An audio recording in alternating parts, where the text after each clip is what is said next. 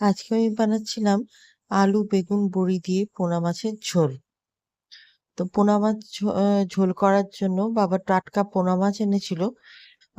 তো সেই পোনা মাছগুলো ১ম এ মা পরিষ্কার করে দিয়েছিল। এটা আমি করিনি অবশ্য। পরিষ্কার করে দিয়েছিল, নুন হলুদ মাখিয়ে রেখে দিয়েছিল। তো একটা কথা বলি, আমার কলকাতায় গেলে আমার খুব একটা এই পোনা মাছের ঝোল খাওয়া হয় না। মানে একই ধরনের মাছ খাওয়া হয়। তো এখানে এলে বাবা অনেক রকমের মাছ নিয়ে আসে, ছোট মাছ, পোনা মাছ, বা কাটা পোনা, মানে যেগুলো আর কি ৭০০-৮০০ গ্রামের মাছ হয়, কেটে কেটে নিয়ে আসে সেই মাছ। তো যাই হোক, আজকে রেসিপিটা বলি। আলু, বেগুন, বড়ি দিয়ে পোনা মাছের ঝোল করব। তো তার জন্যে আলু লম্বা লম্বা করে কেটে নিয়েছি। আর বেগুন ছিল, মাকে বললাম বেগুনটাও দিয়ে দিই। বেগুন দিয়েছি। আর বড়িটা সবার আগে ভেজে নিয়েছি। এখানে আমি মাছগুলো ভেজে নিচ্ছিলাম। তো মেয়েটা এই আর কি পোনা মাছ খেতে পারবে না, অনেক কাঁটা থাকে তো। তাই একটা পেটির মাছ নিয়ে নিয়েছিলাম ওর জন্য আলাদা করে। তো মাছগুলো ভেজে নিয়েছি। ভেজে নেওয়ার পর একে একে বড়িটা আর বেগুনটা আলাদা করে ভেজে নেব। ভেজে তুলে রেখে দেবো। তারপর মাছের ঝোলের জন্য আলু নেব, লম্বা লম্বা করে আলু নেব। আহ, আলুগুলো ভাজবো। তো তার জন্য তেলটা একটু কমে গেছিল, একটু সর্ষের তেল দিয়ে দিলাম। সর্ষের তেল দিলে বেশি ভালো হয়। তো লম্বা লম্বা করে আলু আর কি তেলের মধ্যে ভেজে ভাজবার আগে কালো জিরে কাঁচা লঙ্কা ফোড়ন দেব। দিয়ে তারপর আলুগুলোকে ভাজবো।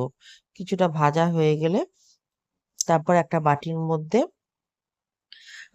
যে জিরে ধনে গুঁড়ো, আদা বাটা, পেঁয়াজ দেবো না এতে, বড়ি দেবো বলে।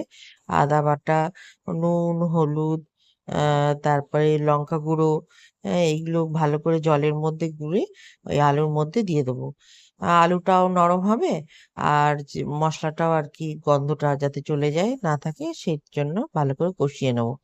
কষিয়ে নেওয়া কিছুক্ষণ ১০-১৫ মিনিট কষিয়ে নেওয়ার পরে তারপরে যে মাছ, আলু, বেগুন, আর বড়ি, ওগুলো দিয়ে দেবো।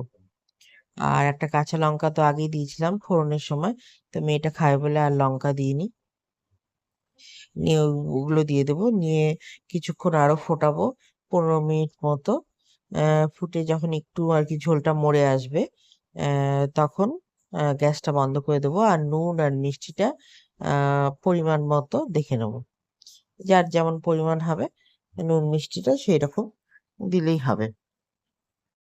সেই মতো দেখতে পাচ্ছেন কড়াইয়ে তেল দিয়ে নিয়েছি।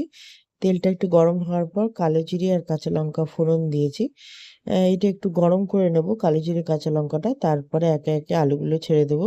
সামান্য হলুদ দেবো, তাহলে আলুর কালারটা খুব সুন্দর আসবে। নিয়ে আলুটাকে একটু ভালো করে ভেজে নেব।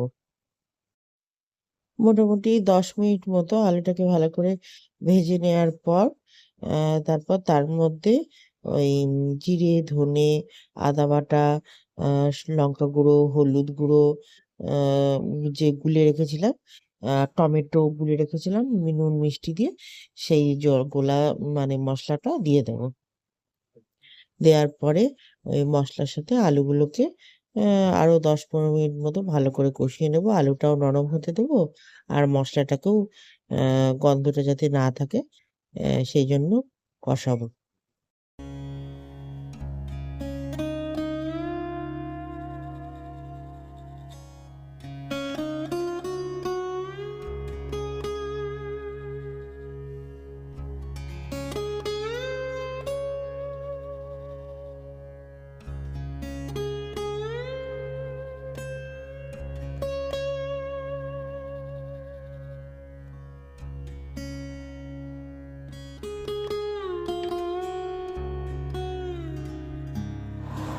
এবার মশলাটা কষানো হয়ে গেছে।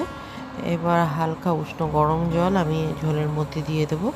নিয়ে ঝোলটা এবার ফুটতে দেবো। আর আলু, বেগুন, বড়ি যা ভেজে রেখেছিলাম সেটাও এবার দিয়ে দেবো। দিয়ে কিছুক্ষণ ফুটবে। ফুটে ঝোলটা কিছুটা কমে এলে গ্যাসটা বন্ধ করে দেবো। ব্যাস, তাহলে হয়ে যাবে আমার আলু, বড়ি, বেগুন দিয়ে মাছের ঝোল। আশা করি আমার রেসিপিটা আপনাদের খুব ভালো লাগবে। ভালো লাগলে অতি অবশ্যই লাইক কমেন্ট করবেন। ধন্যবাদ। আজকের মতো ভিডিওটা এখানেই রাখলাম। ভালো থাকবেন সবাই।